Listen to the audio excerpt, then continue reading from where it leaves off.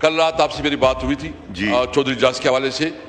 وہ ایک political worker ہے, اس معزز ہاؤس کا ممبر رہا ہے وداؤٹ اینی ایلیگیشن.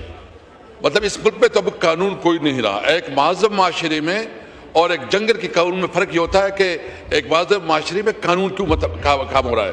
ماشاءاللہ جو ہمارا قانون کا منسٹر ہے, کیا نام ہے, اعظم نذیر تارڑ, اس نے تو قانون کا بیڑا غرق کر دیا.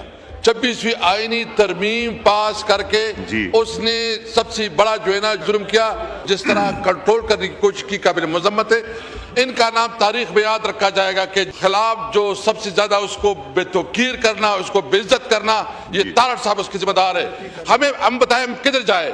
یہاں غیر قانونی طرف گرفتاریاں ہوتی ہے, گرفتاریوں کے بعد ہمیں بتائے نا کہ کیا یہ ملک نے قانون کے مطابق چلنا ہے, آئین کے مطابق چلنا ہے, یا یہ بنانا ریپبلک اور جنگل بن گیا ہے. ہم مطالبہ کرتے ہیں چودھری اجاز کو پوری طور رہا کیا جائے. جی شکریہ جی, شکریہ جی.